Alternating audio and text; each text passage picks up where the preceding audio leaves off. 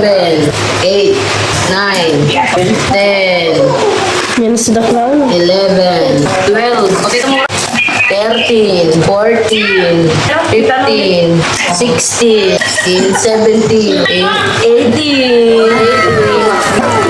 19, Ay, baka masama daw ako. 20. Aray ko! Aray ko! Aray ko! 20. Wow, binutong. Pakita mo binutong. Oh. Sa. Sa. Sabi ni Tita mo, ma-respondensya ka na daw. Tayo na daw na Okay lang. Salamat, tita. Oh. Sulangka, ta. Salamat sa langka, Tamares. Yan, pakita mo. May bigay din sa akin si Tamares sa langka. So, binutong naman. 1, 2, 3, Nag-ibukan si 5, 6, 7, 8. 8 na ang binutong. Ay, may alimango pa. May alimango pa. Ay, ko. Ito may isang niyog. Langka. Surprise. Oh, may langka pa daan. Wow, bus balingoy. Salamat Tere, Tamares. Salamat sa mga gulay. Mayroong tanglad. Ito yung halimango natin. Ayan. Ito wala. 20 piraso. pirasong crabs galing sa Bicol. Padala ng aking mga tita, tito. Ayan. Tinatan mo, pre. Tapos meron tayong gulay. Bago ka daw niya, ano? Lubi-lubi. Lubi-lubi. Masarap gadaan. Ganun mga idol. Maraming salamat. Mamaya iluluto natin to at magmumukbang tayo. Ay. Bye-bye.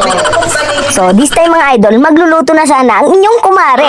Kaso nga lang mga idol, napansin ko nga itong kala ng aking kapatid, bagong-bago pa.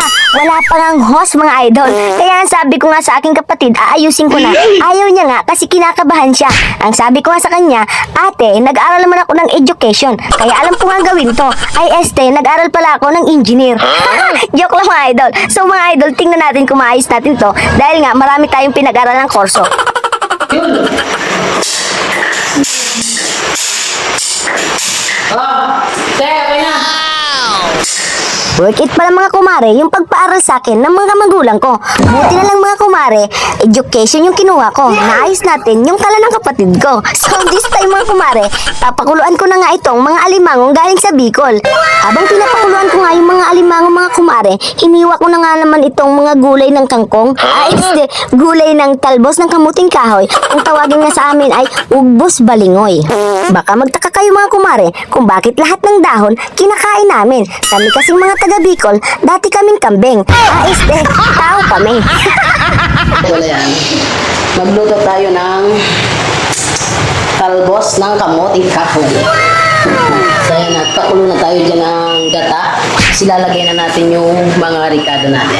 Mga idol, lagyan natin tong ricado. Sibuyas, tapos maglalagay tayo ng luya. Yan, tapos konting bawang. Yan. Tapos yung natira na yan, ilalagay natin yan sa hipon mamaya. Sa mga oras ito mga kumare, iluluto na nga ng inyong mare yung talbos ng kamoting kahoy. Dahil nag-aral naman tayo ng technician, magaling tayong magluto. Lagyan nga muna natin ng 38 pieces na asin. Yung pinapakuluan nating mantika ay pinapakuluan nating gata. Pagkatapos nga mga idol, pwede na nga natin tong ilagay ito nga ang talbos ng kamoting kahoy kahit hindi pa yan sobrang kumukulo. Kaway-kaway nga sa mga kababayan kong kumakain ng ganiring gulay. Pero kung hindi ka kumakain huwag ka nang kumaway. Abay, kung di ka kumakain napakasarap nga nito. Bakit ba nasabi kong masarap to mga kumare? Abay, ito'y paulit-ulit ko na ngang natikman. Aba, pag nauwi ako ng Bicol mga kumare, nagluluto ako ng ganiring gulay, libreng lahat. Alam niyo ba kung bakit mga kumare? Ayun nga ang gulay, hinihingi ko nga lang. Tapos mga kumare, yung nyog na gagamitin kong panggata, abay, namumulot talaga ako. Ano po ba ang tawag doon sa pamumulot? Nang lalago ba? Yung lago mga kumare, yun yung nyog na nahulog sa puno. Yun mga kumare, pwede mo yung pulutin ha. Huwag mo lang nga akyatin. Dahil ikaw pag nahuli ka, lagot ka. Idol, ngayon lalagay natin itong ating pangsahog. Yung ating pangsahog. Kung sa bangot, Bicol bangot. Bangot. Sa Bicol bangot. Sa Tagalog naman, ito ay sahog. Diba? Saka mo siya halu-haluin. Kung mahalo mo pa. Sa puntong ito mga kumare, nilagay ko na nga yung mga pangsahog. Pero dapat daw mga kumare, uunahin daw muna yung pangsahog bago yung gulay. Pero mga kumare, ako naman yung nagluluto, kaya walang pakialaman. Joke lang po. Nilagyan ko pa nga ng konting Coco Mama. Ito nga ang Coco Mama mga kumare. Ito nga ay Coco, pero wala silang mama. Tsari. Ipaliwanag ko nga mga kumare kung bakit nahuli nga yung sahog. Ito nga mga kumare ay pinakuluan ko na yung alimango. Kaya nga mga kumare, hinuli ko na lang nilagay. Ganun lang yung kadali. Gusto ko nga mga kumare baguhin yung version ng pagluluto. Dahil nga, gusto ko nga kakaiba naman yung aking ginagawa. Tinatanong nga ako ng aking pinsan kung masarap nga daw ang pagkakaluto ko nitong gulay. Ang sabi ko nga sa kanya, pag hindi masarap, ipamigay na lang natin sa ating mga kapitbahay. Abay, wag ganon. Minsan na lang tayo nakakatikim ng gantong gulay. Ayan mga idol, magluluto na tayo ng yan. Yan ang iluluto natin sa butter. First step, lalagay ko yung butter. Ayan. Buong butter ngayon mga idol.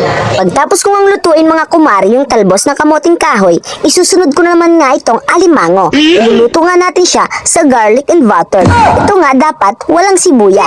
Pero nilagyan ko nga dahil ako nga yung masusunod, dahil ako nga yung magluluto. Buti na nga lang talaga mga kumare, magaling tayo mag-bake. Kaya nga masarap tayo magluto ng ulam. Sinisipag talaga mga kumare, magluto ang inyong kumare pag ganito kasarap na naman yung lulutuin natin. Kaya syempre, pinapasalamatan ko ulit ang aking mga tita-tito na nagpadala nga talaga nitong alimango mga kumare.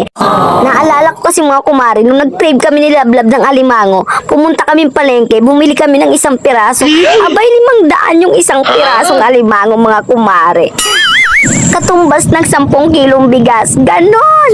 Kaya pag umuwi ako mga kumari ng Bicol, ito lang talaga yung request ko sa aking tito, sa aking tita. Alimango lang mga kumari, kahit isang piraso lang. Yung kasing laki ng kalabaw. Ay, matalaki naman nun. Hindi mga kumari, yung sakto lang talaga. Tapos meron pang aligi. Ang sarap-sarap. Tapos kakain na kayo mga kumare. Alam mo ba yung tipong isang araw ka na sa mesa? Abay di ganun, OA na yon. Yung mga kumare, mga 3 oras ka siguro mga kumaring kumakain ng alimango. Pero parang hindi mo namamalayan yung oras. Pag ito talaga kinakain mo, dahil talaga susungkitin mo talaga yung mga kalaman-laman talaga mga kumare. Dahil talaga napakasarap nga talaga. Ito nga yung ulam na talagang hindi ka magsasawa. Dahil nga yung lasa niya talaga ay parang mas masarap pa nga sa lechon. Ganun. Ayan mga idol, natapos na tayong magluto. So, naluto natin to. Ngayon, yung talbos ng kamoting kahoy. Yan. Ayan. So, meron pa tayo dito niluto na. Yan. Tapos natin. Oh, baga na dong. Baga na. Sarap. Kainan na. Niluto mo yan, te? Galing mo naman, tipakis na ako. Love you, te. Mahal kita. Galing natin magluto, ah. Niluto mo to, te? Galing natin. Tipakis nga, te. Galing yung ate ko, ah. Pagtapos nga namin kumain mga kumare, hinalik-halikan ko muna yung aking kapatid. Ay, hindi niya nga naramdaman yung aking paglalambing. Kaya nga sabi ko sa kapatid ko, pumarinig ka na nga at gugupitan na nga lang kita. Ang gupit nga nitong kapatid ko mga kumare, syatahaw lang ang bawas. Ay shaggy. Ay hindi talaga mga kumare. Ang gupit niya nga ay mulet.